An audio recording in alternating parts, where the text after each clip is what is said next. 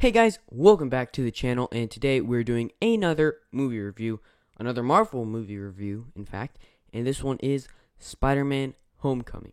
Yes, I'm a huge fan of Spider-Man.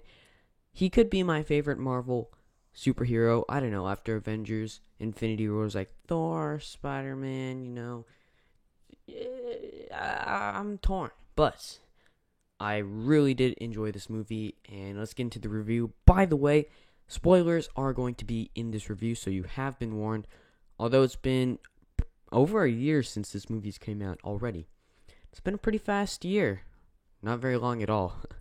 But, so this Spider-Man is a lot more funnier, I'd say, than any of the other Spider-Man movies. And what really got me into Spider-Man originally was the cartoons. I forget which one was called, like the Spectacular Spider-Man or something like that.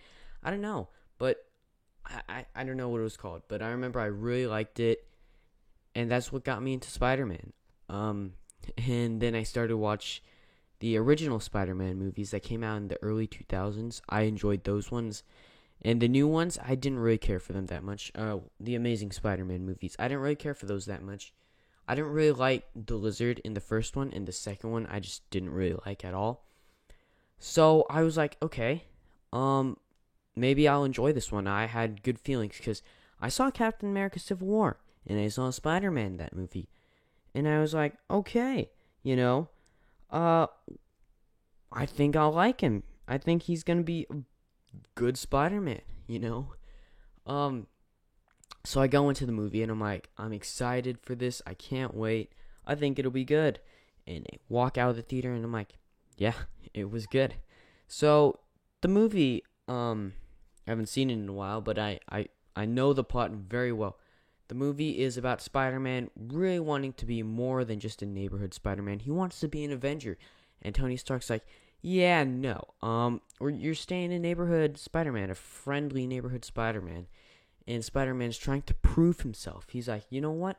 I'm going to take on this Vulture guy after he sees what he can do with those crazy Chitauri guns that he made himself, which is very well crafted by whoever made them. I know it's like the Vulture's sidekick, I guess I could say, his partner.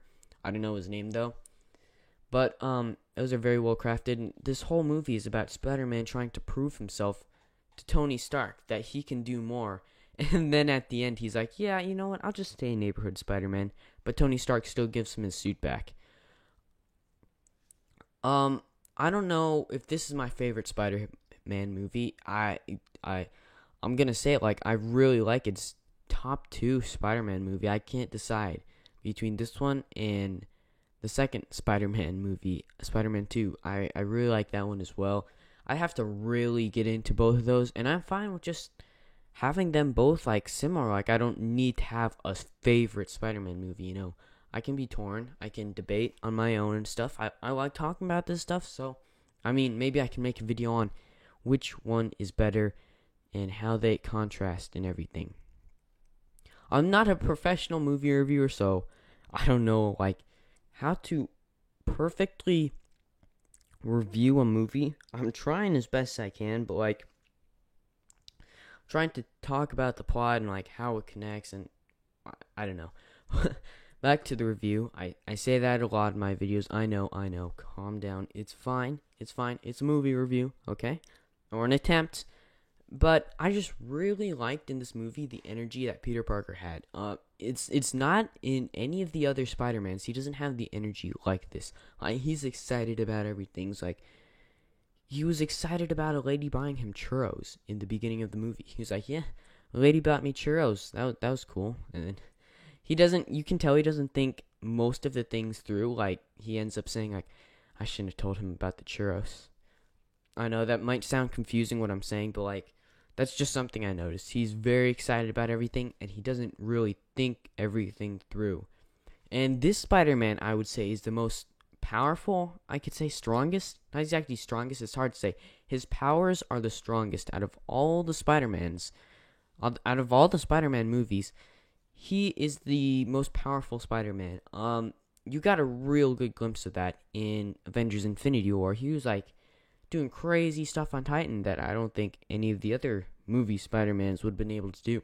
I don't know what comic book Spider-Man is. I don't know how strong he is or anything. I'll be honest with you, I've never read a comic book, but I really love the comic book movies, and maybe I'll read some eventually, but at the time being, no, not right now. I'm perfectly fine with the movies, and I don't know, maybe I will, but I don't know how comic book Spider-Man stands up against this one.